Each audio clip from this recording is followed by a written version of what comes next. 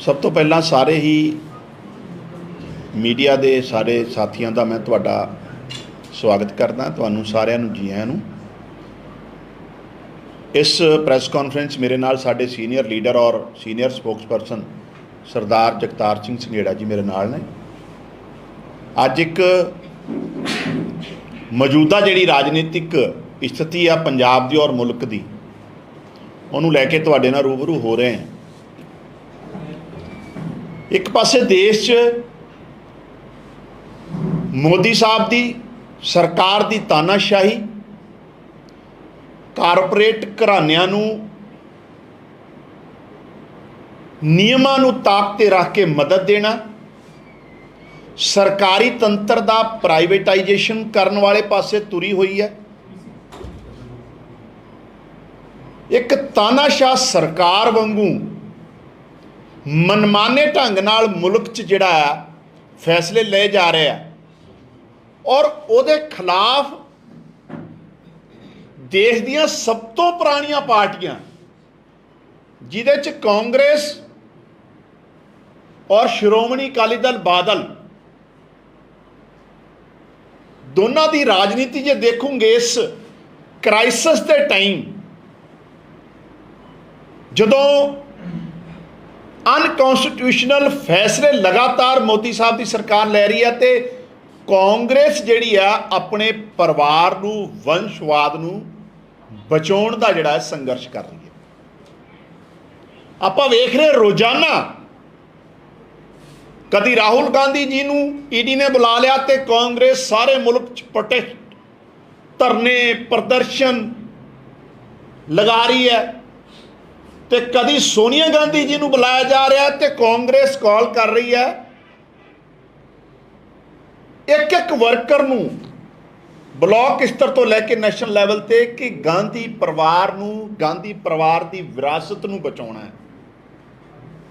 होना की चाहिए सी अजे देश दियां सब तो पुरानियां पार्टियां कि तुसीं इस जिस पासे इस टाइम मुल्क की सरकार मोदी सरकार बीजेपी लैड मोदी सरकार काम कर रही, उसकी खिलाफत करो, उसके खिलाफ संघर्ष करो, सड़कों ते बोलो। उसके खिलाफ तो इन्होंने की बोलना सी। लगातार इन्हों का एजेंडा यही है कांग्रेस का कि अपने परिवार नूं एक वंशवाद नूं, एक परिवार नूं जिहड़ा पीढ़ी दर पीढ़ी इस मुल्क ते भी राज करता रहा, कांग्रेस ते राज करता रहा, उन्होंने राजनीति नूं किस तरह बचाउणा, उन्होंने राजनीतिक कैरियर नूं किस तरह बचाउणा, इहदी लड़ाई लड़ रहा है। इसे ही तरीके नाल पंजाब च बादल साहब की जिहड़ी पार्टी है, जिहड़ी अपने आप 100 साल पुरानी पार्टी है, वो भी लगातार एक परिवार की राजनीति नूं बचाउण च। और किड्डी हासोहीनी गल है, अकाली दल बादल दा पिछले इलैक्शन च जो बुरा हाल हुंदा है, उस बुरे हाल की समीक्षा कर ली, क्योंकि प्रधान सुखबीर सिंह बादल ने वो एक कमेटी बना देंगे है और वो कमेटी अपने आप च ये दावे कर रही है भी 100 हल्कियां च ग्रास रूट लैवल के वर्करस तो फीडबैक लिया गया और उस फीडबैक के आधार पर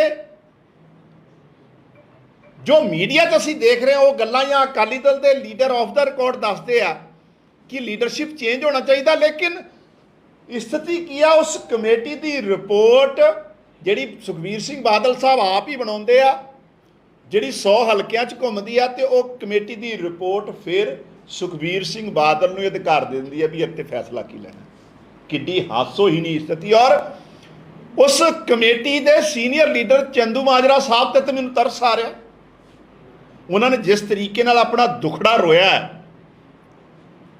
भी संघर्षां चों निकली इतिहासिक पार्टी दा फर्ज यह होना चाहिए सी कि जिहड़े हालांकि मोदी साहब के भाईवाल लगातार रहे, कुछ टाइम लिए जिहड़े ऑफ द रिकॉर्ड रहे आ, हुण फिर बन गए आ, उहदे खिलाफ तो इन्हां दी आवाज़ ना तो बंदी ਸਿੰਘਾਂ नूं लैके निकली। संगरूर का इलैक्शन सुखबीर सिंह बादल होना ने बंदी ਸਿੰਘਾਂ के मुद्दे ते लड़िया तो पिछले पार्लीमेंट सैशन देख रहे आप किहड़ी पंजाब की उन्होंने गल की है, कोई गल नहीं की। किहड़े ਮੋਦੀ ਸਾਹਿਬ ਦੇ ਖਿਲਾਫ ਜਾਂ ਬੀਜੇਪੀ ਦੇ ਅਨਕਨਸਟੀਟਿਊਸ਼ਨਲ ਫੈਸਲਿਆਂ ਦੇ ਖਿਲਾਫ ਇਹਨਾਂ ਨੇ ਗੱਲ ਕੀਤੀ? ਕੋਈ ਗੱਲ ਨਹੀਂ ਕੀਤੀ।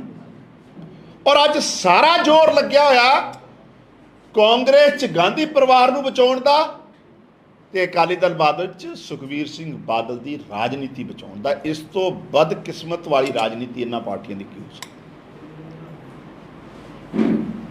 ਰਾਜਨੀਤਿਕ ਜ਼ਿੰਮੇਵਾਰ ਰਾਜਨੀਤਿਕ ਦਲ ਦਾ ਕੰਮ ਹੈ ਲੋਕ ਮੁੱਦਿਆਂ ਨੂੰ ਉਭਾਰਨਾ।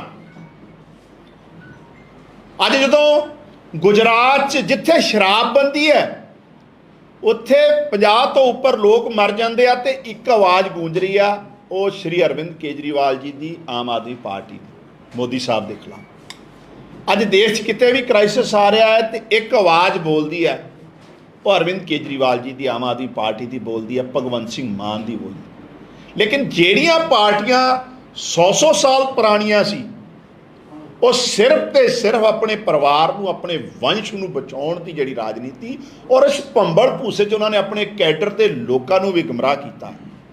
ਤਾਂ ਤੁਹਾਡੇ ਰਾਹੀਂ ਮੈਂ ਤੇ ਉਹਨਾਂ ਨੂੰ ਇਹੀ ਕਹੂੰਗਾ, ਜਿਹੜਾ ਥੋੜ੍ਹੇ ਬਹੁਤ ਲੋਕ ਵੀ ਇਹਨਾਂ ਨਾਲ ਜੁੜੇ ਰਹਿ ਗਏ ਆ, ਕਿ ਤੁਸੀਂ ਇਹਨਾਂ ਦੀ ਸੱਚਾਈ ਵੇਖੋ, ਇਹਨਾਂ ਦੀ ਅਸਲੀਅਤ ਨੂੰ ਪਛਾਣੋ ਕਿ ਇੱਕ ਜ਼ਿੰਮੇਵਾਰ ਰਾਜਨੀਤਿਕ ਦਲ ਲੋਕ ਮੁੱਦਿਆਂ ਨੂੰ ਉਭਾਰਦਾ ਹੈ ਕਿ ਇੱਕ ਪਰਿਵਾਰ ਜਿਹੜਾ ਲਗਾਤਾਰ ਰਾਜ ਕਰਦਾ ਰਿਹਾ ਹੈ ਔਰ ਲਗਾਤਾਰ ਜਿਹਦੇ ਤੇ ਆਰੋਪ ਲੁੱਟ ਖਸੁੱਟ ਦੇ ਲੱਗੇ ਰਹੇ ਆ, ਕਰਪਸ਼ਨ ਦੇ ਚਾਰਜਸ ਲੱਗਦੇ ਰਹੇ, ਉਹਨਾਂ ਦੀ ਰਾਜਨੀਤੀ ਬਚਾਉਣ ਦਾ ਇਹ ਇੱਕ ਰਾਜਨੀਤਿਕ ਦਲ ਦਾ ਕੰਮ ਹੋਣਾ ਚਾਹੀਦਾ। ਸੋ ਮੈਨੂੰ ਲੱਗਦਾ ਅੱਜ ਜਿਹੜੀਆਂ ਦੇਸ਼ ਦੀਆਂ ਸਭ ਤੋਂ ਪੁਰਾਣੀਆਂ ਪਾਰਟੀਆਂ ਹੋਣ ਦਾ ਦਾਅਵਾ ਕਰਨ ਵਾਲੀਆਂ ਦੋਨੋਂ ਹੀ ਪਾਰਟੀਆਂ ਸਿਰਫ ਪਰਿਵਾਰਵਾਦ ਨੂੰ ਔਰ ਵੰਸ਼ਵਾਦ ਨੂੰ ਬਚਾਉਣ 'ਚ ਲੱਗੀਆਂ ਹੋਈਆਂ।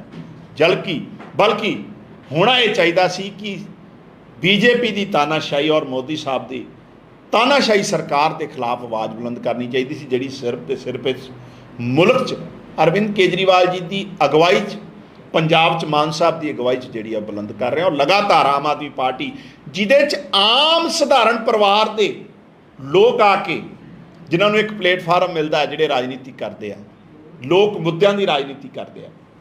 ਸੋ ਇਹ ਅਸਲੀਅਤ ਸਾਰਿਆਂ ਦੇ ਸਾਹਮਣੇ ਆ। ਇਹਨਾਂ ਦੀ ਅਸਲੀਅਤ, ਇਹਨਾਂ ਦੀਆਂ ਕਰਤੂਤਾਂ, ਇਹਨਾਂ ਦੀ ਰਾਜਨੀਤੀ, ਇਹਨਾਂ ਦਾ ਸੰਘਰਸ਼ ਸਿਰਫ ਤੇ ਸਿਰਫ ਪਰਿਵਾਰ ਨੂੰ ਔਰ ਵੰਸ਼ਵਾਦ ਨੂੰ ਬਚਾਉਣ ਲਈ ਆ। ਔਰ ਇਸ ਤੋਂ ਵੱਧ ਜਿਹੜਾ ਆ ਬਦਕਿਸਮਤ ਕੀ ਹੋ ਸਕਦੀ ਹੈ?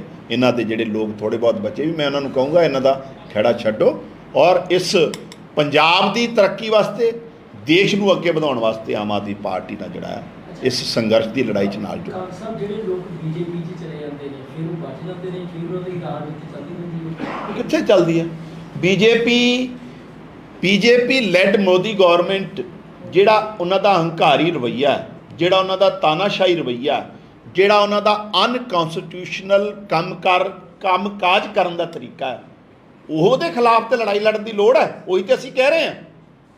ਉਹਦੇ ਖਿਲਾਫ ਤੇ ਕੋਈ ਕਾਂਗਰਸ ਗੁਜਰਾਤ 'ਚ ਬੋਲੀ ਨਹੀਂ, ਬੋਲਣਾ ਨਹੀਂ ਇਹਨਾਂ ਨੇ।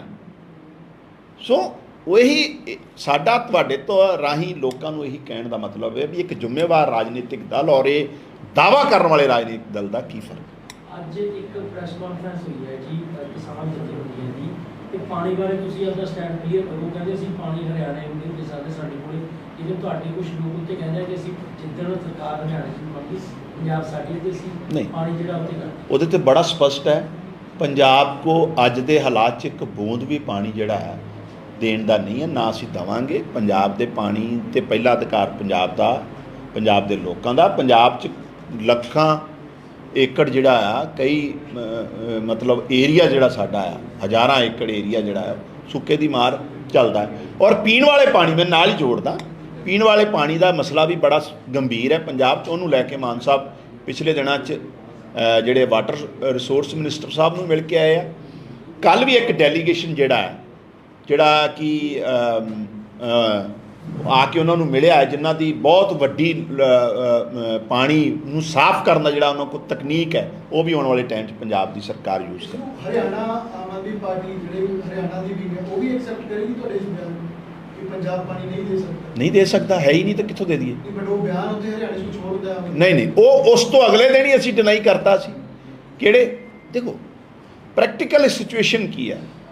ਸਾਡੇ ਤੇ ਜਿਹੜੇ ਫਾਈਨੈਂਸ ਮਿਨਿਸਟਰ ਔਰ हरजोत सिंह बैंस ਜਿਹੜੇ ਸਾਡੇ एजुकेशन मिनिस्टर भी है, जेल मंत्री जी भी, वो होम मिनिस्टर साहब को भी ये टेकअप करके आए इशू। तो और CM साहब तो आप 2 दिन पहला वाटर रिसोर्स मिनिस्टर ਨੂੰ ਮਿਲੇ ਆ। ਪੰਜਾਬ ਤੇ ਆਲਰੇਡੀ ਪਾਣੀ ਦੇ ਕ੍ਰਾਈਸਿਸ ਚੋਂ ਗੁਜ਼ਰ ਰਿਹਾ। ਜਿਹੜਾ AG ਦੀ ਗੱਲ ਕੀਤੀ ਜਾ ਰਹੀ ਹੈ ਕਈ ਸਾਹਿਬ ਦੀ ਕਿ ਉਹ ਰਾਤ ਤੇ ਗਏ ਨੇ, ਕੋਈ ਨੋਟੀਫਿਕੇਸ਼ਨ ਜਾਰੀ ਹੋ ਗਿਆ ਜਾਂ ਨਹੀਂ ਹੋ ਗਿਆ, ਜਾਂ ਉਹਨਾਂ ਜਿਹੜਾ ਵਿਰੋਧ ਕੀਤਾ ਜਾ ਰਿਹਾ ਉਹਦੇ ਵਿੱਚ ਗੌਰ ਕੀਤੀ ਜਾ ਰਹੀ ਹੈ। ਦੇਖੋ ਜੋ ਕੇਸ ਉਹਨਾਂ ਨੇ ਵਿਰੋਧੀਆਂ ਦੇ ਸਰਕਾਰ ਦੇ ਵਿਰੁੱਧ ਲੜੇ ਨੇ, ਤੁਹਾਨੂੰ ਲੱਗਦਾ ਕਿ ਫਿਰ ਉਹ ਪਾਰਸ਼ਾਲਿਟੀ ਨਹੀਂ ਕੀਤੀ? ਦੇਖੋ ਜੋ ਤੱਕ AG ਸਾਹਿਬ ਦੀ ਗੱਲ ਹੈ, ਉਹਨਾਂ ਨੇ ਅਨਮੋਲਰਤਨ ਸਿੱਧੂ ਸਾਹਿਬ ਨੇ ਜੀ ਨੇ ਵੀ ਬੜਾ ਅੱਛਾ ਕੰਮ ਕੀਤਾ ਹੈ, ਔਰ ਲੇਕਿਨ ਉਹਨਾਂ ਦੇ ਆਪਣੇ ਕੋਈ ਨਿੱਜੀ ਕਾਰਨਾਂ ਕਰਕੇ ਉਹਨਾਂ ਨੇ ਰਿਜ਼ਾਈਨ ਕਰਤਾ। ਤਾਂ ਸੁਭਾਵਿਕ ਹੈ ਸਰਕਾਰ ਦੇ ਕੰਮ ਰੁਕਦੇ ਨਹੀਂ ਹੈ। ਜਿਹੜੇ ਮੌਜੂਦ ਨਵੇਂ AG ਸਾਹਿਬ ਲਾਏ ਗਏ ਵਿਨੋਦ ਕਈ ਜੀ, ਹੀ is the most competent lawyer, ਖਾਸ ਕਰ ਕ੍ਰਿਮੀਨਲ ਜਿਹੜਾ ਫੀਲਡ ਹੈ ਉਹਦੇ 'ਚ ਉਹਨਾਂ ਦੇ ਉਹ ਮਤਲਬ ਹਾਈ ਕੋਰਟ ਦੇ ਮੰਨੇ ਪਰਵੰਨੇ ਵਕੀਲ ਹੈ। ਰਹੀ ਗੱਲ ਉਹਨਾਂ ਦੀ ਕਲਾਇੰਟੇਜ ਦੀ ਲੈ ਕੇ, ਦੇਖੋ ਕੋਈ ਵੀ ਵਕੀਲ ਹੈ ਜਿਹੜਾ ਐਕਸਪਰਟ ਵਕੀਲ ਹੈ, ਉਹਦੀ ਕਿਸੇ ਨਾ ਕਿਸੇ ਲੈਵਲ ਤੇ ਕੋਈ ਨਾ ਕੋਈ ਕਲਾਇੰਟ ਤੇ ਉਹਨਾਂ ਦਾ ਰਹਿੰਦਾ ਹੈ। ਹੁਣ ਅੱਜ ਕਾਂਗਰਸ ਔਰ ਅਕਾਲੀ ਦਲ ਦਾ ਕਿੰਨਾ ਰਾਜਨੀਤਿਕ ਲੜਾਈ ਰਹੀ ਹੈ, ਤੇ ਪੀ ਚਿਦੰਬਰਮ ਜੀ ਕੇਸ ਵਿਕਰਮ ਮਜੀਠੀਆ ਸਾਹਿਬ ਤੇ ਲੜ ਰਹੇ। ਸੋ ਵਕੀਲ ਦਾ ਪੇਸ਼ਾ ਅਲੱਗ ਚੀਜ਼ ਹੈ, ਪ੍ਰੋਫੈਸ਼ਨ ਅਲੱਗ ਚੀਜ਼ ਹੈ, ਰਾਜਨੀਤੀ ਅਲੱਗ ਚੀਜ਼ ਹੈ। ਵਿਨੋਦ ਕਈ ਜੀ ਜਿਹੜਾ ਹਾਂ ਅੱਜ ਉਹ ਜਦੋਂ ਪੰਜਾਬ ਸਰਕਾਰ ਦੇ ਵਕੀਲ ਬਣ ਗਏ ਆ, ਪੰਜਾਬ ਸਰਕਾਰ ਦੇ ਨੁਮਾਇੰਦੇ ਹੋ ਗਏ ਆ, ਤਾਂ ਸੁਭਾਵਿਕ ਹੈ ਉਹ ਆਪਣੇ ਪਿਛਲੇ ਸਾਰੇ ਕਲਾਇੰਟ ਨੂੰ ਛੱਡਣ। ਕਾਂਗ ਸਾਹਿਬ, ਇਹ ਜਿਹੜੇ ਵੰਸ਼ਵਾਦ ਪਰਿਵਾਰਵਾਦ ਤੁਸੀਂ ਗੱਲ ਕਰ ਰਹੇ ਹੋ ਕਿ ਪੰਜਾਬ ਵਿੱਚ ਜਾਂ ਦਿੱਲੀ ਵਿੱਚ ਕਾਂਗਰਸ ਜਾਂ ਅਕਾਲੀ ਦਲ ਦੇ ਲਿਹਾਜ਼ ਨਾਲ ਤੁਹਾਨੂੰ ਚੀਜ਼ਾਂ ਸੂਟ ਕਰ ਰਹੀਆਂ ਹੈ ਕਿ ਜੇ ਉਹਨਾਂ ਪਾਰਟੀਆਂ 'ਚ ਖਾਮੀਆਂ ਹੈ ਤਾਂ ਅਗਲੇ ਇਲੈਕਸ਼ਨਾਂ 'ਚ ਤੁਹਾਨੂੰ ਚਾਹੇ ਦਿੱਲੀ 'ਚ ਹੋਣਗੀਆਂ ਚਾਹੇ ਪੰਜਾਬ 'ਚ ਸੂਟ ਕਰਨਗੇ ਜਾਂ ਬਾਕੀ ਸਟੇਟਸ ਵਿੱਚ। ਪਰ ਮੌਜੂਦਾ ਸਮੇਂ ਵਿੱਚ ਜੋ ਪੰਜਾਬ ਵਿੱਚ ਸਥਿਤੀ ਖੜੀ ਹੈ, ਸੰਗਠਨ ਦੇ ਸਾਹਮਣੇ ਜਾਂ ਸਰਕਾਰ ਦੇ ਸਾਹਮਣੇ ਕੁਝ ਚੁਣੌਤੀਆਂ ਵਿਰੋਧੀ ਧਿਰ ਪੇਸ਼ ਕਰ ਰਹੇ ਨੇ, ਉਹਨਾਂ ਬਾਰੇ ਕੋਈ ਗੰਭੀਰ ਘੋਖ ਕੀਤੀ ਜਾ ਰਹੀ ਹੈ? ਨਹੀਂ, ਚੁਣੌਤੀਆਂ ਤੇ ਡੈਫੀਨੇਟਲੀ ਬਹੁਤ ਹੈ। ਚੁਣੌਤੀਆਂ ਇਕਨੋਮਿਕ ਕ੍ਰਾਈਸਿਸ ਦੀਆਂ ਹੈ, ਚੁਣੌਤੀਆਂ ਖੇਤੀਬਾੜੀ ਦੇ ਸੰਕਟ ਦੀਆਂ ਹੈ, ਚੁਣੌਤੀਆਂ ਨੌਜਵਾਨੀ ਦੇ ਮਾਈਗ੍ਰੇਸ਼ਨ ਦੀਆਂ, ਇੰਪਲੋਇਮੈਂਟ ਦੀਆਂ। ਅੱਜ ਵੀ ਮੁੱਖ ਮੰਤਰੀ ਜੀ ਨੇ ਆਫਟਰ ਕੈਬਨਿਟ ਇੱਕ ਸਬ ਕਮੇਟੀ ਜਿਹੜੀ ਬਣਾਈ ਆ, ਜਿਹੜੇ ਕੱਚੇ ਮੁਲਾਜ਼ਮਾਂ ਨੂੰ ਪੱਕੇ ਕਰ ਲਈ।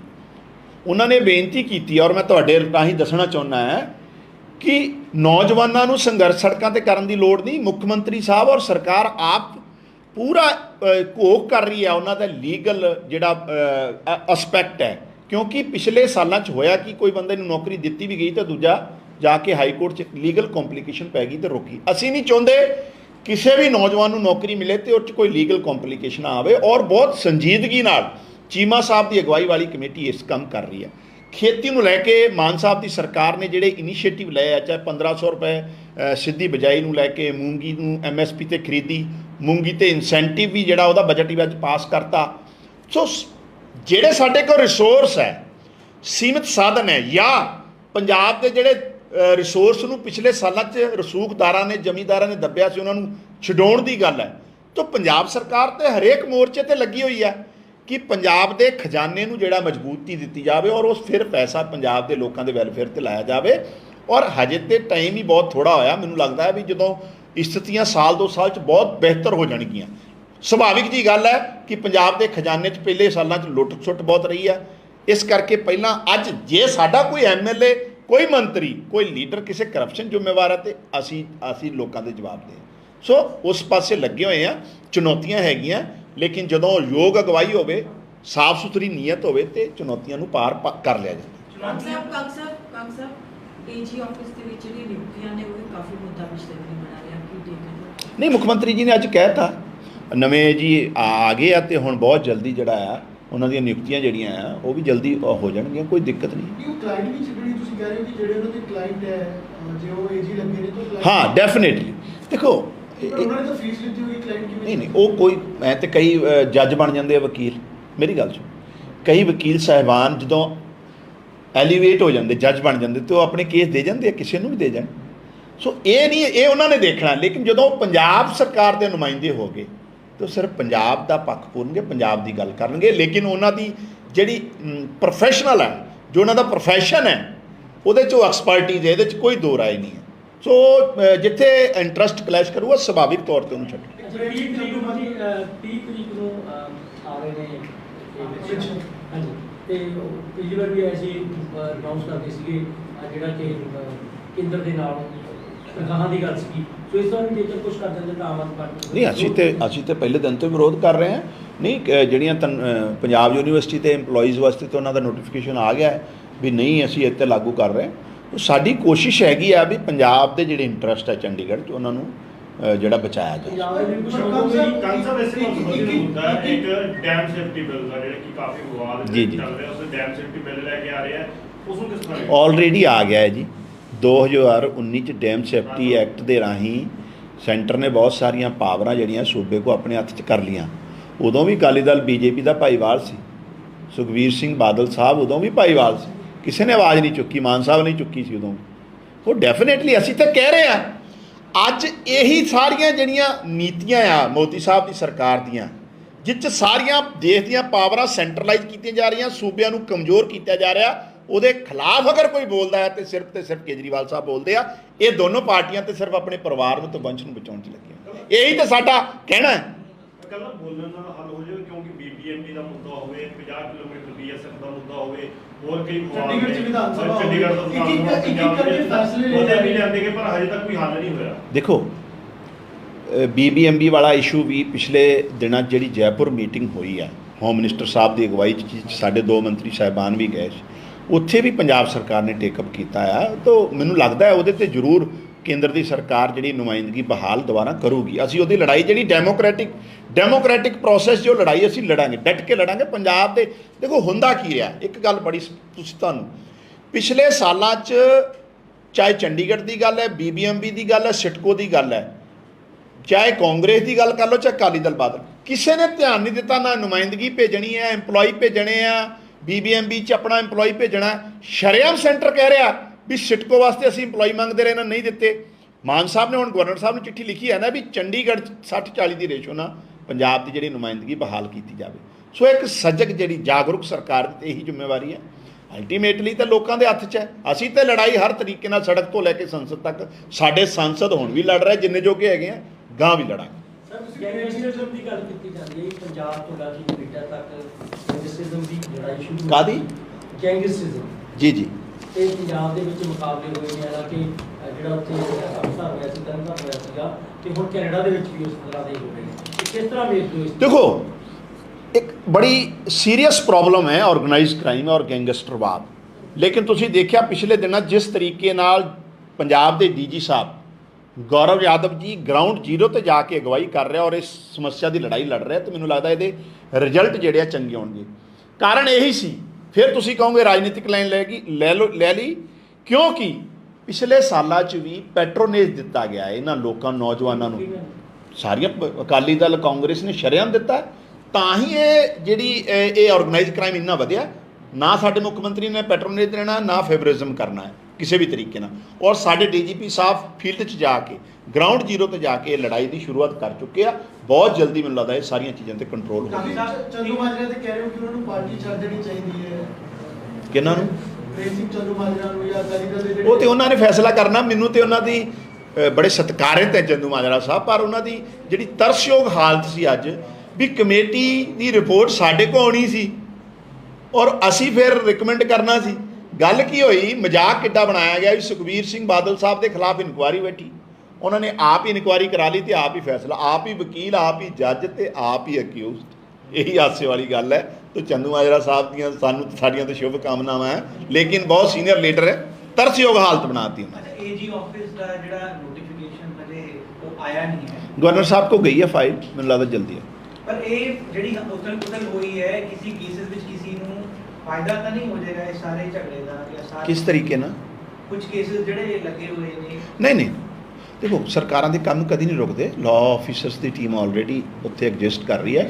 AG ਸਾਹਿਬ ਸਿਰਫ ਆਪਣੇ ਨਿੱਜੀ ਕਾਰਨਾਂ ਕਰਕੇ ਗਏ ਆ, ਪਰ ਇਹਦਾ ਮਤਲਬ ਇਹ ਨਹੀਂਗਾ ਵੀ ਜਿੰਨਾ ਚਿਰ ਨਵੇਂ ਆਫਿਸ ਨਹੀਂ ਸੰਭਾਲਦੇ ਤੇ ਪਿਛਲੇ AG ਸਾਹਿਬ ਕੰਮ ਕਰਨ। ਇਹ ਵੀ ਇਹੋ ਜਿਹੀ ਵੀ ਕੋਈ ਪਰੰਪਰਾ ਨਹੀਂ, ਨਾ ਇਹੋ ਜਿਹੀ ਕੋਈ ਗੱਲ ਹੈ। BJP ਦੇ ਸੋ ਸਾਡਾ CM ਸਾਹਿਬ ਜਿਹੜੇ ਵੀ ਸੰਜੀਦਾ ਕੇਸ ਹੈ ਉਹ ਤੇ CM ਸਾਹਿਬ ਆਪ ਵੀ ਜਿਹੜਾ ਹੈ ਮੋਨੀਟਰਿੰਗ ਆਪ ਕਰ ਰਹੇ, ਚਾਹੇ ਬਰਗਾੜੀ ਦਾ ਕੇਸ ਹੈ, ਚਾਹੇ ਡਰੱਗ ਨੂੰ ਲੈ ਕੇ ਕੇਸ ਹੈ, ਆਲਰੇਡੀ CM ਸਾਹਿਬ ਦੀ ਮੋਨੀਟਰਿੰਗ 'ਚ ਸਾਰੀ ਚੀਜ਼ ਚੱਲ ਰਹੀ।